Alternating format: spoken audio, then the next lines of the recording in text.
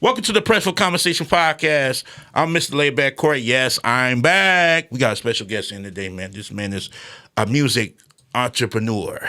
Man, I really like this guy, man. I had to bring him in. My man, Flawed the guy. What's up, man? What's happening, my boy? So what's going on, man? Tell us. I know you've been working. I'm going to name the artists. All right. Obi Rolling, Yeah, it's my nigga. Polo Frost, Yes, sir. Yes, sir. The Casino, Yes, sir. and Jig. Yep. How did you meet all them? How did that happen? All right. So, Polo, that's been my boy. We went to school together. So, we locked in. That's like my brother. One of my best friends. Shit, probably my best friend and shit. So, that's that situation. Let's see. Casino, Rudy. Rudy, when I was with the Olympics, PC and Rudy was cool. And then I ended up meeting, Rudy through that. So, we've been locked in since a kid, for real, for real. Okay. Who else you say? Jigs. Yeah, Jigs. Yeah. So I seen Jigs on the internet at she had 11, 12,000 followers, and Polo had sent me her page. It was crazy though. I had seen her before he even sent the page. And I'm like, bro, you got to do a song with her. He had kind of brushed it off, not brushed it off, but just was like, oh, okay, cool. And then it popped back up on his feed and was like, bro, she hard. And I'm like, nigga, I been told you. And so then she pulled up to the crib and shit. We've been locked in ever since. So you say you've been with how did you get in touch with the Olympics? How did y'all come upon? How did y'all end up coming to group? All right, so in the beginning, we all used to go to these beat battles. It was 5 of us. Okay. And these beat battles and shit, one of us will win. So every single time, nigga, that would be the thing back in the day, is beat battles. So niggas would go to Detroit, Toledo, Ann Arbor, wherever it's at, we doing the beat battles, and we'll always go, and it'd be one of us that win that motherfucker. And so PC had the idea, you know what, we need to sit down and just, let's talk some business. And then we end up just coming up with the group, the Olympics, and shit, it was that. Oh wow! So tell me about the time you started in the Detroit music scene and what inspired you to become a music producer. So in high school and shit, I used to rap. Nigga, like everybody, nigga used to want to rap. Yeah. Producer I used to go to school with named John. John, he used to rap and shit, and I used to want to buy one of his beats at the time. I wanted to buy a beat, and it's high school. Nigga ain't got no money like that. That nigga told a nigga 500. I'm like, oh hell, oh, nigga, man. I'm finna make my own shit. So I started making beats and shit. I ended up getting better at that than rapping. So that's how I started making beats and shit. So how do you stay inspired? And how do you keep pushing through creative boundaries in your music? Really, bro, I be watching the young niggas. I'm old. Yeah. So I be watching the young niggas, man. I be inspired by that shit. Man, that be the problem with this shit, man. You got to give it to the young niggas sometime. We had our young phase, you feel me, and what we liked. So I just be watching them, and you feel me. I can always go back and do the big records and shit, but the youth inspire me. You know what I'm saying? I listen to the radio, what's hot, Apple Music, top 10 in Atlanta, New York, whatever. That's what I be. So you basically keep your ear to the streets very heavy. TikTok, that motherfucker helped me too. So is it harder to produce music now than it was back then, or is it much easier? I put it like this: it's harder to get placements now than it is to make the music. You feel me? Because anybody with a computer now can make a beat. You can go get a $500 computer and make some beats. Back in the day, nigga used to have to save their bread up, buy a keyboard, buy the drum machine, buy the equipment. But to me, it's it's easy to make beats now. Okay, so when you're dealing with an artist in the studio, do you make music hands on with them, or you already had the beat already made? So it depend on the artist. I prefer to work hands on. Them always be the biggest records. When I could tell the motherfucker, bar 3, I don't like that bitch, redo it. That'd be that'd be when the shit be like, them songs always come out right. When I send a beat to a nigga 9 times out of 10, that's the song not gonna come back to make me like it. You feel me? Personally. And I remember a situation, you don't have to really branch on it. I remember a situation when I called you. You were saying that you had to work on a track, put something in, you had to send it back. Yeah. Did you ever get that done? Yeah. Okay, cool. So what was one of your biggest hits and that you produced, and what was the process of liking the track? So I would probably say the biggest song that as the Olympics we produced probably was the Lil Wayne Hold Up. Okay. And really that record had came about, we had bought a drum machine, the MPC 4000. It was the first day, niggas is just loading up sounds, just making shit. The beat was called Test. It really was a test beat. And at the time we was talking to Mike Banger and shit, and I used to smoke back then. Niggas smoked nigga 100 blunts that day, and it was the end of the night, and they like, yeah, send the beats. My homeboy with me, he like, nigga, fuck it, why don't you just send everything in the computer? So nigga, I sent like 50 emails, nigga. Sent like 50 emails, bro, and then nigga, we Birdman had flew us to Miami to work with him. And Oh shit. wow. And we making songs with Birdman and shit. Nigga, randomly like day 3, they like, hey man, y'all got a song with Lil Wayne too going on the album. We like, what the fuck? And we go upstairs. Where's the check at? They play the beat. It's the test beat. That shit was crazy. Wow. So tell me something. Can Floss be the one that bring back Rap City in the Basement? Because remember, Rap City in the Basement was hot back in our era. Yeah. Back in the 90s. Can you be the one to bring back the creative narrative and put the back into back into rap? Man, I would love to be that, but I really feel like that's on the artist, bro. I would love to be that. The beast, I can do that for sure, but I feel like it's on the artist to rap. You know what I'm saying? So how do you know as a producer, how you know when this song is it? This is it right here. How do you know this got the sauce? How do you know that? It's that feel. It really just got to be that feel. Back in the day, it used to be like, oh, this barred up. Like, these niggas saying some shit on here. Nah, it's that feel. Like, we want to hear how the music feel. We got ADD at this point, I feel like, TikTok and how the internet is. So if I'm cooking or washing clothes and shit, and the music playing in the background, and I could feel that shit, like I ain't even paying attention, and I'm vibing out to the song. That's how you know you got one. You don't got to pay attention to the record, but you catching bars here and there, and it's like, damn, this bitch hit. Right. So do you got any future projects or any collaborations you've been working on like for the future? Yeah, I got a bunch of shit, but I ain't gonna like forecast anything. Okay, I right will now. say this though, Okay. with the Olympics, Okay. Knoxville Fab, we got a collab coming out with Payroll. That bitch about to be stupid. Okay, dude. Song hard as hell. Now I also want to say, boy, that beat you made with Jigs and Peasy. My brother, I appreciate that, dog. You know you was out cold for that, boy. That beat appreciate was it. so fire. That's a my sample, car too. speaker dropping. Glasses. Watch out. So, I appreciate you, Brody. I'm like, hey, man, you didn't put that much bass in it. So what you need to do is, I think you're going to be hotter once you make a track and you put me on it. I promise you. I promise you. Don't do that. What you gonna talk You know about? what I'm saying? What you want to My rap about? goal is to take somebody else's bars and mix it up with mine. You know what I'm saying? feel it. You know what I'm saying? They have a lot of bootleg ghostwriters. So you know what I'm saying? I feel it. Now you can either have me on there or put me as an AI, and you can have me on there. You know what I'm saying? Because you have me on AI, definitely gotta get paid. You know what I'm saying? It's on the table. Put a couple dollars together. Yeah. So how many hours do you spend in the studio to get work done? Man, I'm gonna be real with you. I be in that bitch all the time. I'm gonna leave here and Go right back? Yeah, I gotta go back. I got a session with Dame Dot tonight, so. Okay.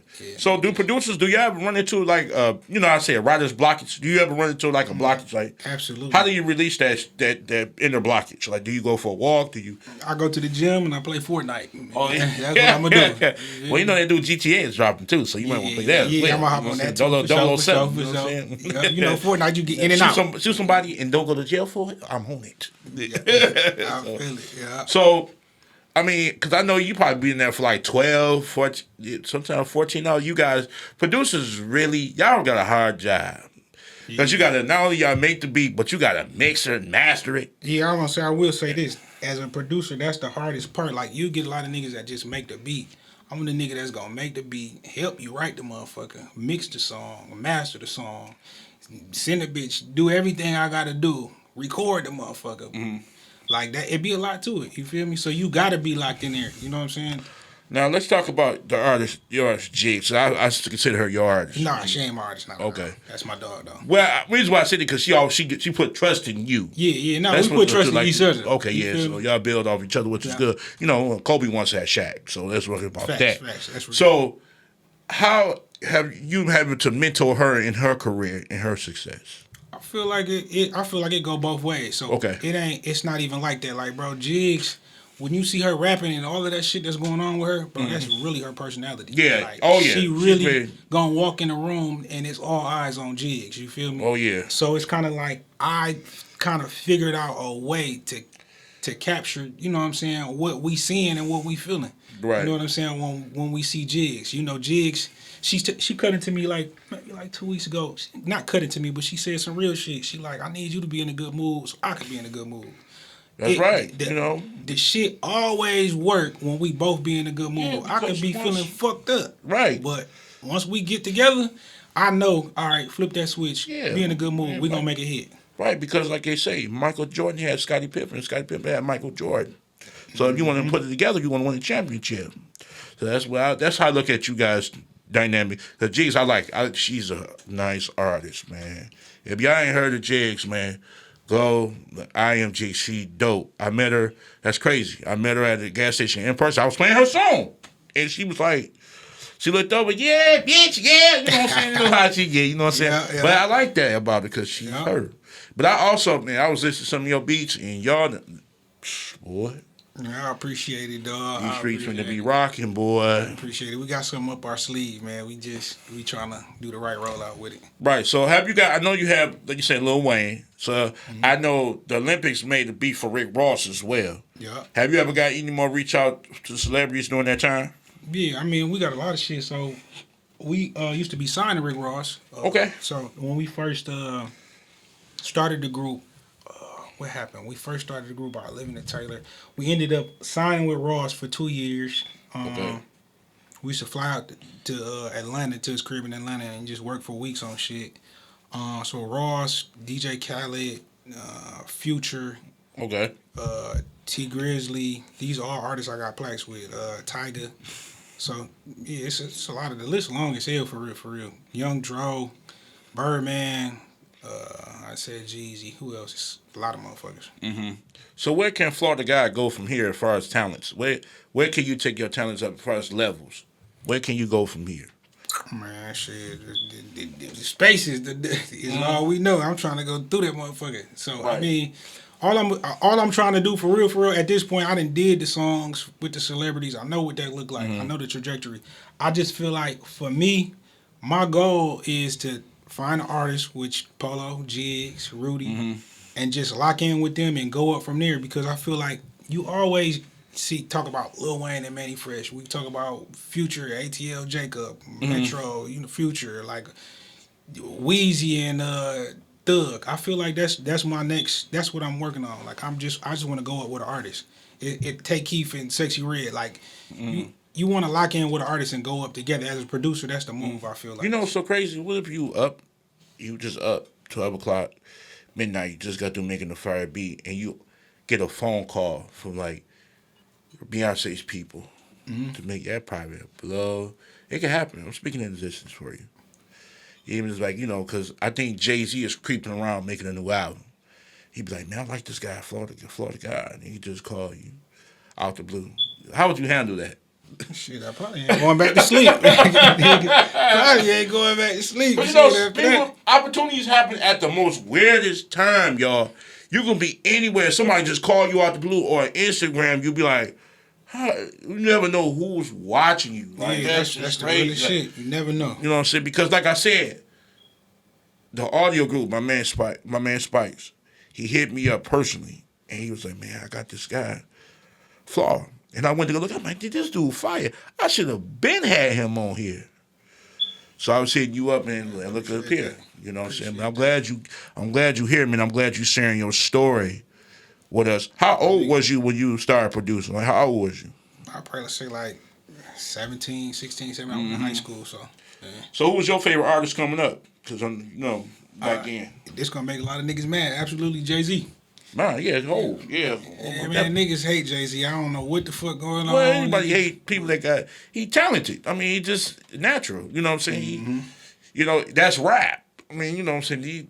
Nowadays, a lot of artists' attention span are short. Yeah. Even the audience. Facts. So you could drop some small and,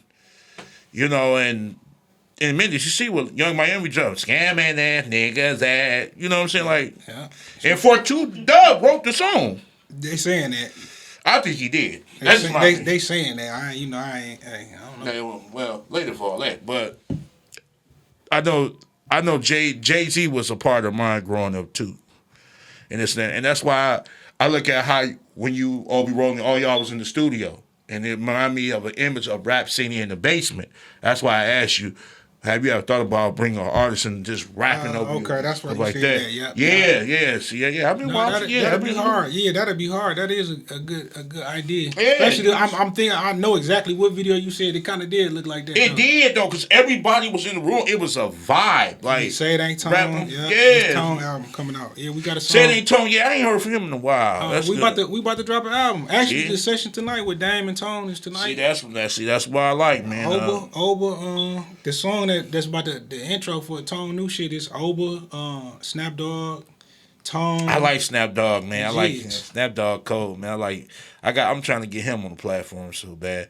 And I like how all y'all just working. Y'all just putting in the work, man. Y'all just creative flows, juices just coming together. And that's when I seen that video. I'm like, damn, it feel like an all-star game. Everybody is here and it's like coming together. You know what I'm saying? Like, so, but it really would have been better if I was there. Yeah. We're going to get you in one of the sessions, man. If I was there, I get on the microphone and I just make my bars up. It would have been. I mean, y'all would have went up to millions of views. Man, I'm having you know what I'm saying? I got you. Yeah, write some bars for me, man. You know what I'm saying? I can take some bars from other people, put it together, and tell everybody that I wrote it. You know what I'm saying? That's what I'm saying. But I appreciate you, man. I appreciate you coming through, man. Taking the time out of your day. I know you busy. But I appreciate you taking your time out today to come sit down with the crew. I appreciate you, my brother. And I appreciate you, man, to keep putting out that fire. I know I had texted you to see if you want us to play a snippet or something on here. That was kind of last minute. So I can send you some shit. I don't know if you want to edit it or whatever, or how this work. I can send you some shit. But. Derry, can we?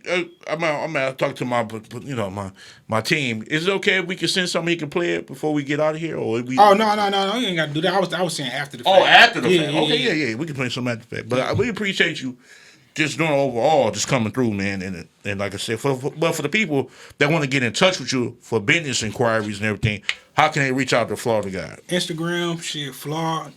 What is it? Flawed _DA_GOD. Tap in with me. I'm there. I'm gonna hit you back. If I don't hit you, write something on the post because my shit be going to spam and all that shit. So yeah, man, tap in with me. Yeah, man. Like I said, if y'all ever looking for a hot producer, man, fire. You know what I'm saying? Appreciate you, bro. Appreciate Head Flaw up, man, and make sure y'all get with them, though. Remember, serious inquiries only. Because don't nobody got time to say you coming, you don't pull up, and you be late. Check yourself at the front door. You know what I'm saying? And plus, make sure you check out my album will be coming out soon. I'm going to have a whole lot of bars you heard before. Don't mind it. You know what I'm saying? Whole lot of bars, you know what I'm saying? So if you ever hear somebody lying, remember, I took it and I wrote it over, and it sound better because I did it. You know what I'm saying? So make sure. But this is the Press for Conversation podcast, man. I'm your host, Mr. Layback Corey. Make sure you check me out on YouTube. I'm on Instagram as the interviewer guy, and my man on Instagram too is Flawed. Make sure you check him out. And I have a GoFundMe account. If you want to add to it, if you don't, oh well, just go look at it. You know what I'm saying? So I appreciate y'all, man. Until then, peace.